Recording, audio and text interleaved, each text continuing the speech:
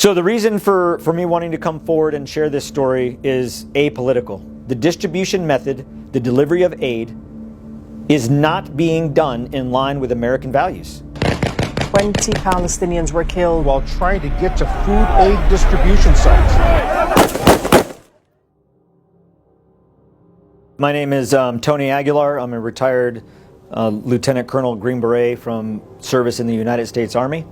I served for a career of 25 years. I've deployed to Iraq, Afghanistan in combat operations and numerous other operational deployments. So I spent a considerable amount of time in Gaza during my 45 days in Israel. I was under a contract by UG Solutions, which is the security apparatus under the Gaza Humanitarian Foundation. I felt it was a noble cause. I felt it was a good mission to feed the people of Gaza. So I did sign up and go on the contract. The IDF gave us, SRS, UG, they gave us our marching orders. They told us which sites we would deliver from, when we would deliver, how much aid we would deliver, how much time we would stay on the site to deliver, what type of aid we would deliver. The IDF controlled and directed every aspect of the delivery of aid. From the very first day, distribution at Site 1 has been chaotic, pandemonium. The best way that I can describe how the Palestinians reach the site to receive aid is akin to the Hunger Games. Survival of the fittest. Whomever can run the fastest and the furthest to get to the site first gets the aid. So those that are typically left with receiving no aid, no food, no type of aid are children, women, disabled. The sites themselves, in terms of the process for having the Palestinians leave the distribution site, was done through shooting at them, hitting them with pepper spray and tear gas, firing rubber bullets from shotguns at them. And this isn't something that happened just once or twice. This happened every day at every distribution, at every site. This is not hyperbole. This is not Hamas propaganda. This is not Gaza Ministry of Health saying it. It's me. I've seen it.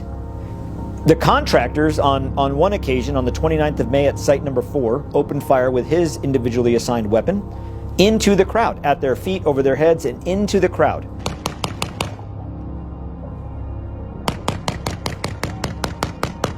As he did this, he celebrated what he was doing and he yelled, "Woohoo!" Then another contractor who was standing next to me said, "I think you got one." The contractor that was shooting then replied, "Hell yeah, boy."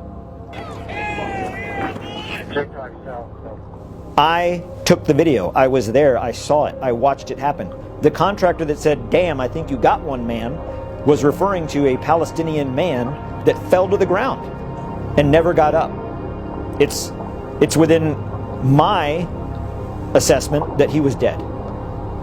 And another incident on the 2nd of June at distribution site number 1, which is in the south in Rafah, I witnessed a UG contractor throw a stun grenade into the crowd.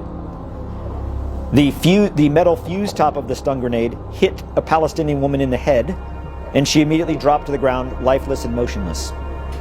A donkey cart was brought onto the site to load her onto the donkey cart to remove her from the site at the direction of the SRS operational leadership. She was dead. This happened on the site. On the 28th of May, we submitted a report to the leadership of UGS and Safe Reach Solutions that site number 3 in particular was dangerous and that people would die if changes were not made. Those changes were not made.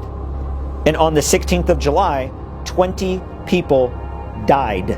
20 Palestinians were killed Wednesday morning at its food distribution site in Khan Yunis. Palestinians, human beings, trampled to death on a site that we could have prevented. Those deaths are on us as Americans. We're complicit in that. In the dozens of distributions that I was a part of at every site, not one time ever did I feel a threat assess a threat, see a threat, never saw a weapon, never saw a gun. The fire, the actual small arms fire that we received on the locations at times came from the IDF in our location. The entire city of Rafah has been razed to the ground, so there is no civilian population around the sites. They have to travel 8 to 12 kilometers one way, on foot, no vehicles. Most of them don't have shoes, poorly clothed, they haven't eaten, they're starving. There is no water that's distributed in the humanitarian aid.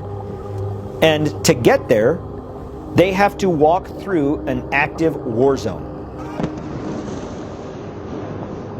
On 2 occasions, I bore witness to a Palestinian man in one instance and a Palestinian woman in a second instance that were carrying their dead children. And these children didn't die from gunshot wounds or from sickness or disease. They died of starvation.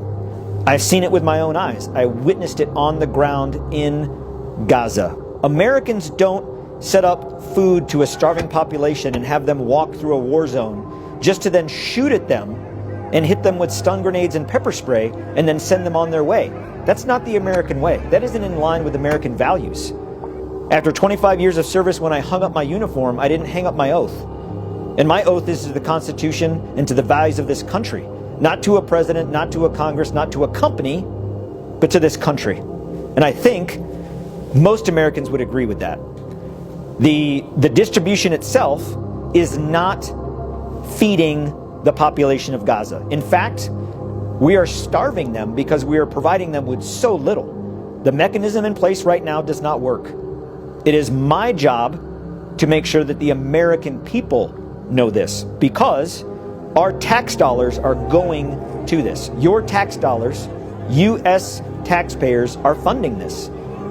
When I was hired on the 14th of May, signed my contract, that was supposed to run through the 21st of August. On the 14th of June, at that point, I had witnessed indiscriminate shooting, inappropriate use of force, dereliction from the leadership. I brought each circumstance to the leadership with a recommendation and solution on how we could address this. I was committed to seeing this succeed. When the leadership ignored it, that was my red line. That crossed my moral threshold of what I could put up with. And I left. I terminated my contract and I came home.